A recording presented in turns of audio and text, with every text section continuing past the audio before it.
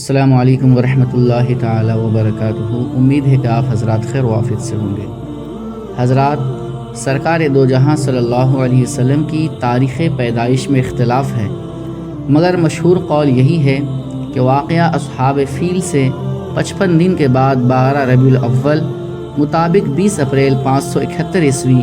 ولادت باسعادت کی تاریخ ہے، اور اہل مکہ کا بھی اسی پر عمل درآمد ہے کہ وہ لوگ 12ویں ربیع الاول ہی کو کاشانہ نبوت کی زیارت کے لیے جاتے تھے اور وہاں میلاد شریف کی محفلیں منعقد کرتے تھے۔ یہ اس وقت کی بات ہو رہی ہے کہ جب سعودی عرب میں نجدی حکومت نہیں تھی۔ تاریخ عالم میں یہ وہ نرالا اور عظمت والا دن ہے کہ اسی روز عالم ہستی کے ایجاد کا باعث، گردش لیل و نہار کا مطلوب، خلق آدم کا رمز، کشتی نوح کی حفاظت کا راز، بانی کعبہ کی دعا، ابن مریم کی بشارت کا ظہور ہوا، کائنات وجود کے الجھے ہوئے گیسوؤں کو سنوارنے والا، تمام جہان کے بگڑے نظاموں کو سدھارنے والا، یعنی وہ نبیوں میں رحمت لقب پانے والا، مراد غریبوں کی بر لانے والا، مصیبت میں غیروں کے کام آنے والا، وہ اپنے پرائے کا غم کھانے والا۔ حضرات، سند الاصفیاء، اشرف الانبیاء، احمد مصطفیٰ محمد مصطفیٰ صلی اللہ علیہ وسلم عالم وجود میں رونق افروز ہوئے اور پاکیزہ بدن، ناف بریدہ، ختنہ کیے ہوئے، خوشبو میں بسے ہوئے، بحالت سجدہ مکہ مکرمہ کی مقدس سرزمین میں اپنے والد ماجد کے مکان کے اندر پیدا ہوئے۔ باپ کہاں تھے جو بلائے جاتے اور اپنے نو نہال کو دیکھ کر نہال ہوتے؟ وہ تو پہلے ہی وفات پا چکے تھے۔ دادا بلائے گئے جو اس وقت طواف کعبہ میں مشغول تھے۔ یہ خوشخبری سن کر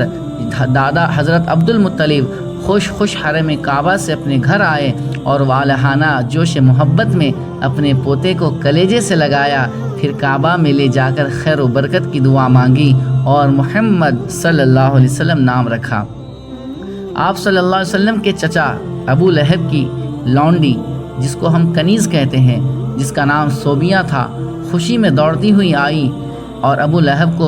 خوشخبری دی کہ ابو لہب آپ کے گھر بھتیجا پیدا ہوا ہے، تو اس نے اس خوشی میں شہادت کی انگلی کے اشارہ سے صوبیہ کو آزاد کر دیا، جس کا ثمرہ ابو لہب کو یہ ملا کہ اس کی موت کے بعد اس کے گھر والوں نے اس کے خواب میں دیکھا اور حال پوچھا، تو اس نے اپنی انگلی اٹھا کر یہ کہا کہ تم لوگوں سے جدا ہونے کے بعد مجھے کچھ کھانے پینے کو نہیں ملا بجز اس کے کہ صوبیہ کو آزاد کرنے کے سبب سے اس انگلی کے ذریعے کچھ پانی پلا دیا جاتا ہے۔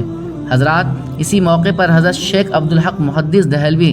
علیہ رحمت و رضوان نے ایک بہت ہی فکر انگیز اور بصیرت افروز بات تحریر فرمائی جو اہل محبت کے لیے نہایت لذت بخش ہے۔ وہ لکھتے ہیں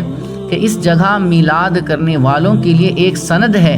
کہ یہ پیارے مصطفیٰ صلی اللہ علیہ وسلم کی شب ولادت میں خوشی مناتے ہیں اور اپنا مال خرچ کرتے ہیں۔ مطلب یہ کہ جب ابو لہب کو، جو کافر تھا اور اس کی مذمت میں قرآن نازل ہوا، پیارے آقا کی ولادت پر خوشی منانے اور باندی کا دودھ خرچ کرنے پر جزا دی گئی، تو اس مسلمان کا کیا حال ہوگا جو پیارے آقا کی محبت میں سرشار ہو کر کے خوشی مناتا ہے اور اپنا مال خرچ کرتا ہے۔ اللہ کی بارگاہ میں دعا ہے کہ ہمیں پیارے رسول صلی اللہ علیہ وسلم کا ہر سال میلاد منانے کی توفیق عظیم عطا فرمائے، ہم سب کو حرام کاموں سے بچائے، فرائض واجبات، سنن نوافل، مستحبات، ان تمام چیزوں سے دلچسپی اور ان کو پورا کرنے کی توفیق عظیم عطا فرمائے۔